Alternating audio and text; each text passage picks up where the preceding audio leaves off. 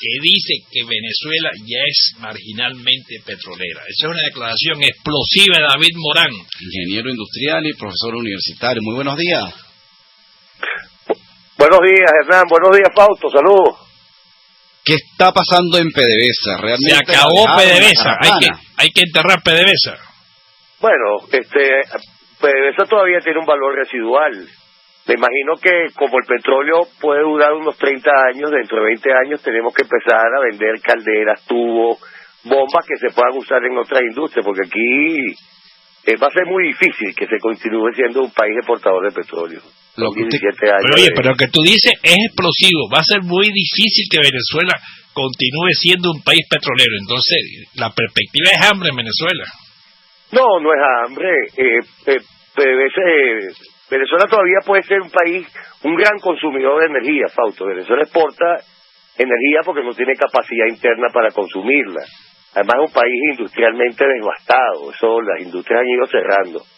Entonces es una necedad pretender, como en los años 60, seguir siendo un país exportador de petróleo, sobre todo porque las reservas que nos quedan son reservas de crudo muy pesado. El crudo pesado es el que tiene mucho carbono y ese es el enemigo del mundo, pues para decirlo así, de la humanidad.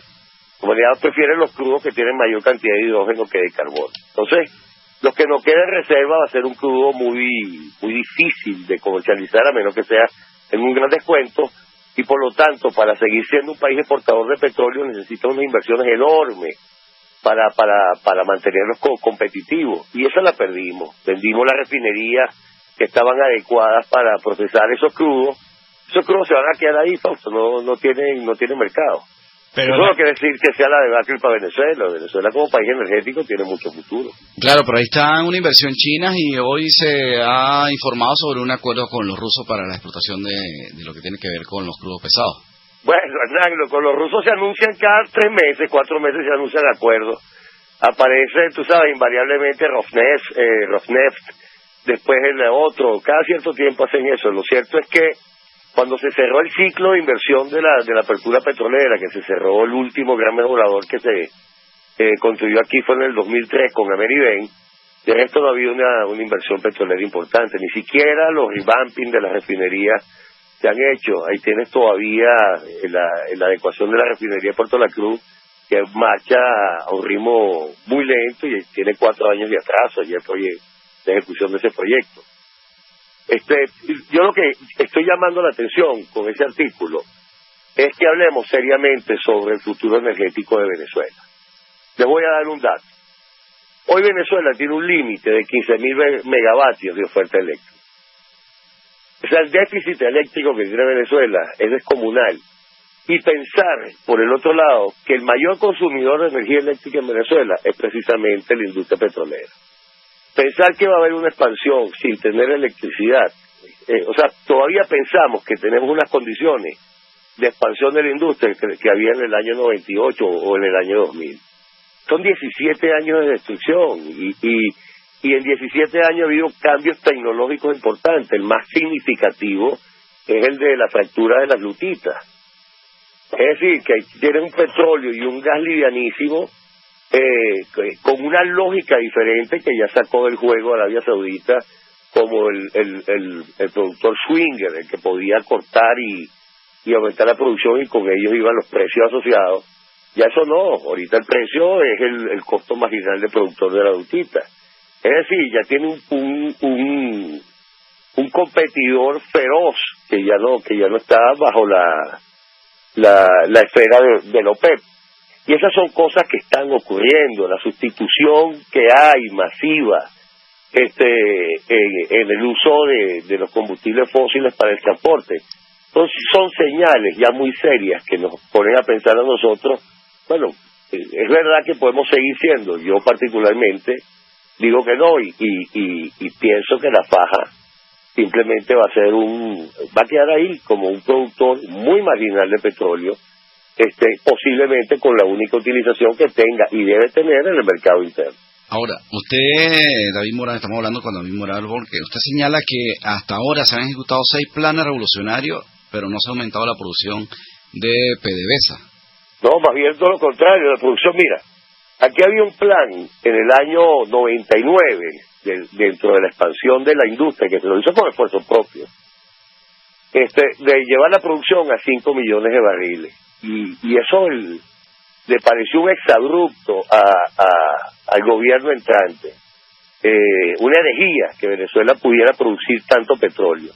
Bueno, lo cierto es que Venezuela continuó reduciendo y ahorita llegamos al nivel de producción de barriles per cápita anuales. Venezuela apenas produce 27 barriles por habitante por año. Ese es el valor más bajo en los últimos 55 años. Y eso es precisamente lo que quería los revolucionarios, que nosotros no fuésemos un productor importante de petróleo. Entonces aquí se anunciaron 6 planes petroleros que ninguno elevó la producción. Eso es mentira, que aquí se ha elevado la producción. Mira, esta mentira, Hernán, que los límites de la faja lo ampliaron para incluir petróleo que se producía en los campos tradicionales de Oriente. Eso no es considerado faja del Orinoco. Pero alteraron la configuración para decir que la faja había aumentado producción. La faja más bien ha ido bajando la producción petrolera. Y las cifras recientes son dramáticas, las mismas que le envía el gobierno a la OPEP. Por ejemplo, que lo tengo aquí enfrente, en febrero del año 2015, Venezuela le anunció a la OPEP que estaba produciendo 2.735.000 barriles día promedio. Y en junio del mismo año de 2016 le anuncia que está produciendo 2.364.000. Es decir, perdió en apenas 15 meses 370.000 barriles diarios de producción. Eso es lo que se llama un camino a la ruina, porque precisamente en ese lapso los precios de petróleo se han recuperado casi el 50%. Es decir, pasaron de 25 a 40 y algo. Entonces, la lógica de cualquier empresa dice, bueno, ya que los precios suben, vamos a producir más para aprovecharnos. Para aprovechar el mercado. Sí, en esta lógica al revés. Los precios subieron, ahora vamos a producir menos para ganar nosotros menos. Pero quizás ellos están pensando que si ellos producen menos, tal vez aumente el precio petrolero. No, esto de Venezuela no es el país decisivo ya. Ya entra la lutita. O sea, aquí este mercado ya no es lo que era antes. Aquí es que se duerme, ese camarón dormido se lo lleva a la corriente. ¿Y la lucita? ¿En qué consiste la lucita? ¿Y dónde se Lutita. Sí. Las lutitas son esquistos carbonáticos, vamos a decir así, esquistos con una gran cantidad de carbono y de hidrógeno. Es decir, que contiene atrapados, son piedras, formaciones en el subsuelo que tienen atrapado mezclas de gas y petróleo. ¿Cómo se libera eso? Bueno, llega un tubo ahí, se pone un tubo, lo que llaman perforación direccional, va a lo largo de esa formación, se perforan los tubos, es decir, se cañonean y se mete agua con químicos, fundamentalmente unos agentes, arena y otros agentes que tengan capacidad hidráulica suficiente para fracturar la piedra. Una vez fracturado, ese petróleo comienza a fluir para arriba. Además, son pozos que desde el punto de vista de la ingeniería de pozos, son pozos relativamente sencillos, no son pozos exigentes. O sea, que no hay que hacer una gran inversión tampoco. Tampoco, se forman muy rápido y actúan como una bodega, como no tienen problema de la pérdida de la presión, ni tener bombas electrosumergibles abajo y dependen de la digamos así, la geofísica compleja de un pozo tradicional. Ellos simplemente meten los tubos y estaban así, como pasó en Estados Unidos. Estados Unidos hizo una gran inversión cuando los precios estuvieron altos. Ahora los precios bajaron, ellos simplemente, esos tubos están ahí, esos están listos para producir. Suben los precios, activan el pozo de producir y ese crudo va inmediatamente a los mercados. Ok, David Morán, señalás acá en este artículo que Venezuela es marginalmente petrolera, que dice que Venezuela pierde aceleradamente importancia petrolera mundial y que incluso está siendo desplazada por Estados Unidos, Brasil, Ecuador, Colombia, Irak y más recientemente Irán. Lo impresionante es que esté desplazada por Brasil, por Ecuador. O sea, la revolución acabó con lo que había hecho la democracia. Sí, Fausto, mira, yo escribí un artículo hace quizás un año y algún tiempo, donde dije que Lula le había bailado la samba petrolera a Hugo Chávez. comparativamente, la empresa de Brasil, pues nombre ahorita, Petronas. Petrobras, era un alambique al lado de la PDVSA de 1998. Bueno, paradójicamente, la PDVSA en chavismo se vino abajo. Salió de sus grandes activos que tenía fuera, de su refinería, de su red de refinación propia, mientras que Petrobras fue aumentando su producción hasta llegar a superar la producción propia por mucho a la que tenía PDVSA. Porque hay otra cosa que decir, la producción propia de PDVSA es casi 2 millones de barriles menos que la que tenía en el año 98. PDVSA contabiliza, Ramírez buscó que no hubiera una contabilidad petrolera privada y una contabilidad petrolera pública, como lo hubo hasta que ellos decidieron asociarse. Entonces ellos metieron en las asociaciones, todo es producción petrolera pública, lo cual es falso, porque el petróleo ahora mayoritariamente se hace con el esfuerzo de las empresas extranjeras privadas que además las asociaron en PDVSA, que no era así anteriormente. No. PDVSA producía casi 3 millones por esfuerzo propio en el 98, hoy apenas produce 1 millón y algo. Te pongo un ejemplo de la locura donde estamos.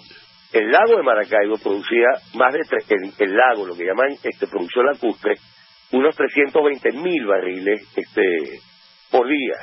Además es una producción muy importante porque era un petróleo de muy buena calidad y con alto contenido de gas, y con eso se alimentaba el tablazo, que son estas empresas. Las petroquímicas funcionan fundamentalmente con gas, y también iba gas para la refinación, aparte de alimentar la ciudad de Maracaibo y la ciudad del Zulia.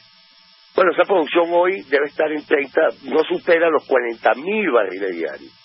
Y esa pérdida es terrible. Entonces, el señor del Pino dice que, bueno, aquí se perdió eso, pero tenemos Oriente. Es mentira. David Morán, dejamos una interrogante en el aire.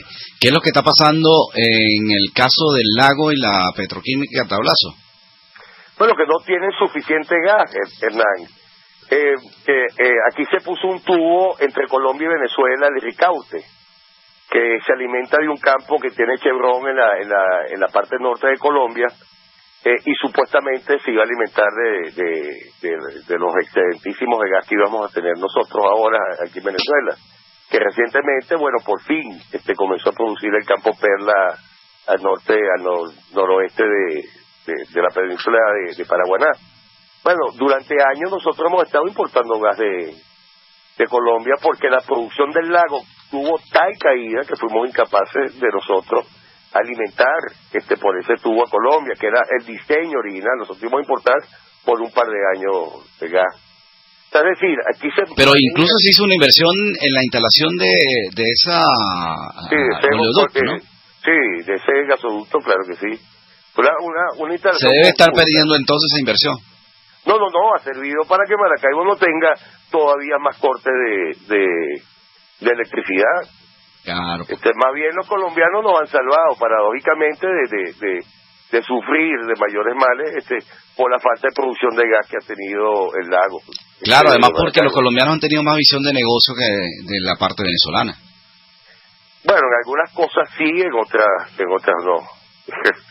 Bueno, tú señalas acá también, estamos hablando con David Morán, que incluso hoy Venezuela debe importar crudo boliviano ante la incapacidad de producirlo localmente para poder mercadear a menores precios mezclas como el EDC2, ¿no? DCO. Ajá. Diluted Crude Oil, petróleo crudo diluido, ¿no? Ajá. Bueno, explico eso.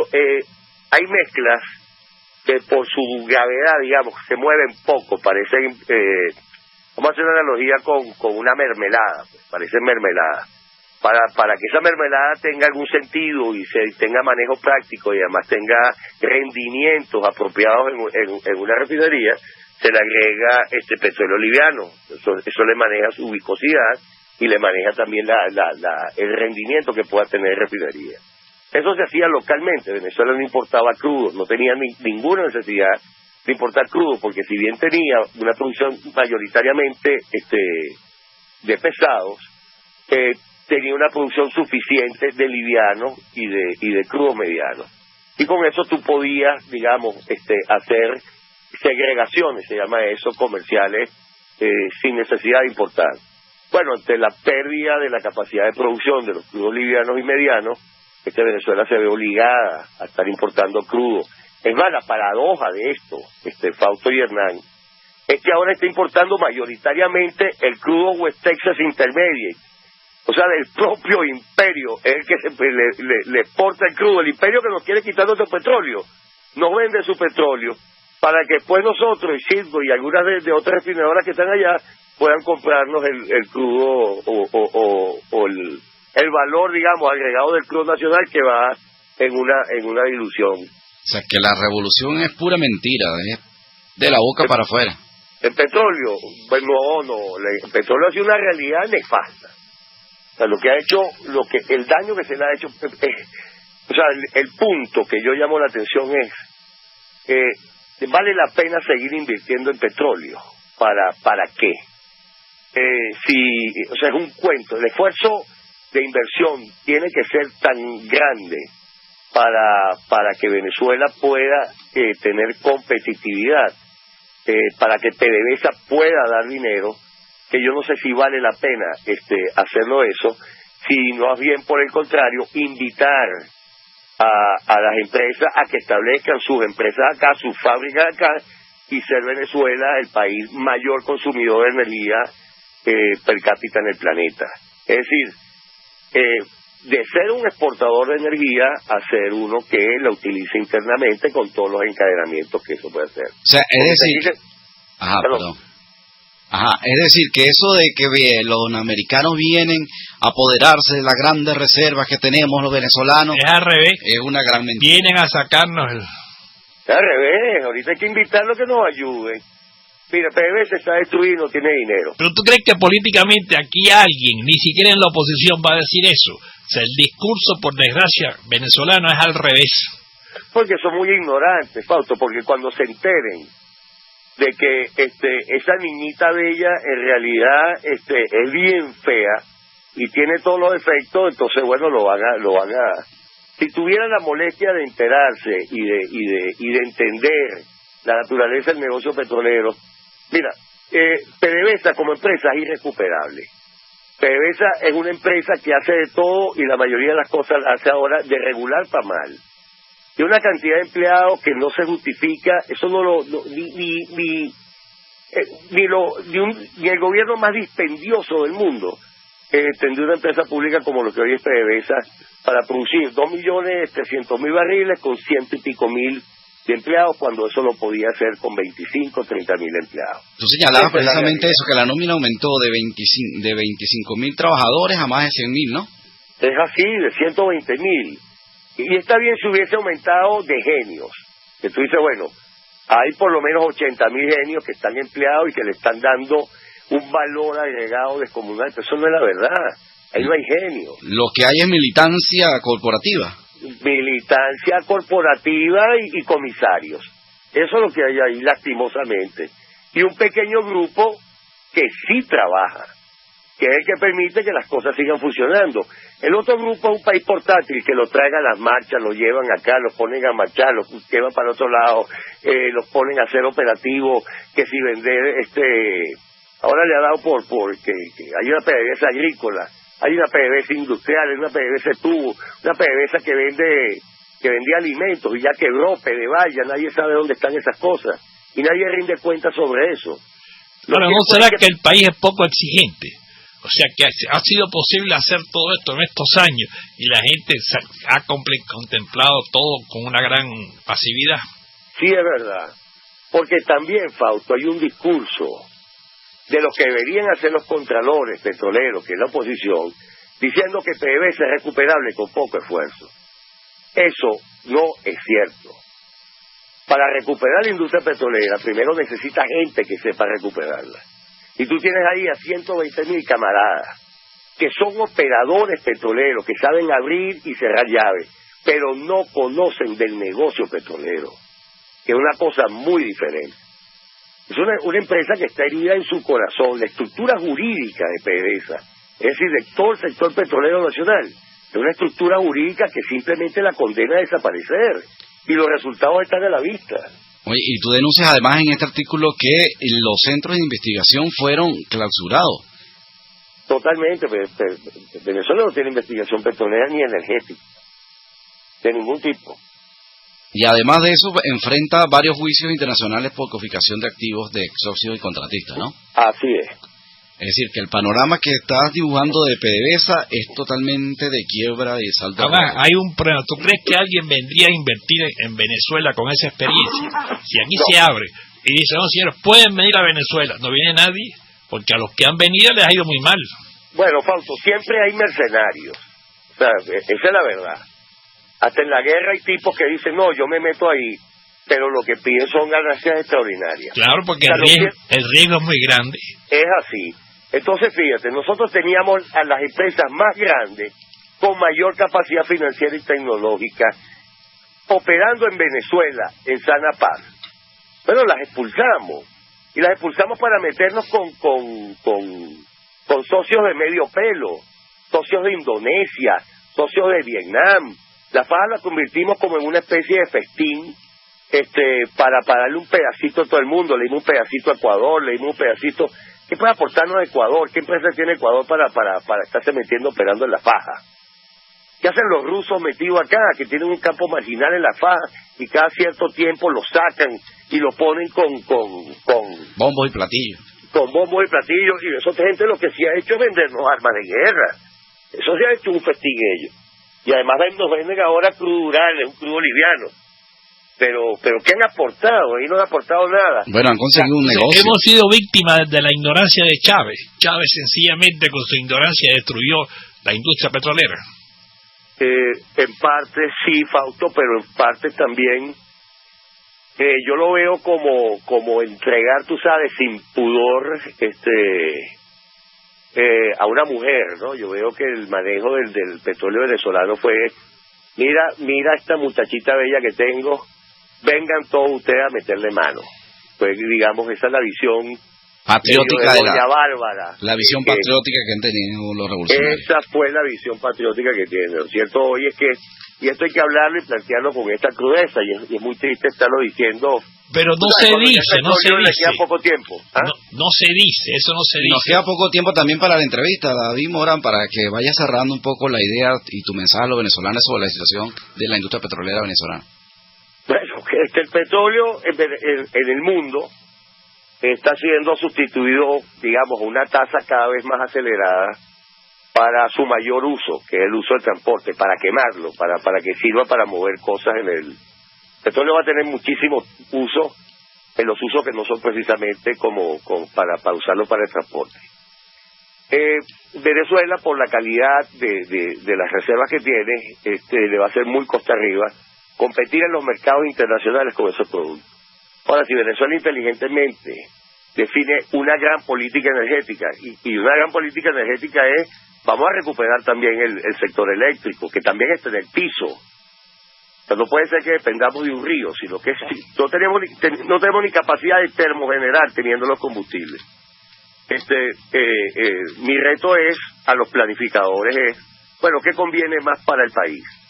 ¿Exportar petróleo o que se utilice intensamente aquí en Venezuela? Porque las ventajas competitivas que tenía Venezuela para exportar su petróleo han sido sencillamente destruidas por lo que se ha dado por llamar la revolución bonita. Es decir, la revolución arruinó a Venezuela. Y lo dicen sin pudor, Fausto. Ellos dicen, no ha fracasado el modelo socialista.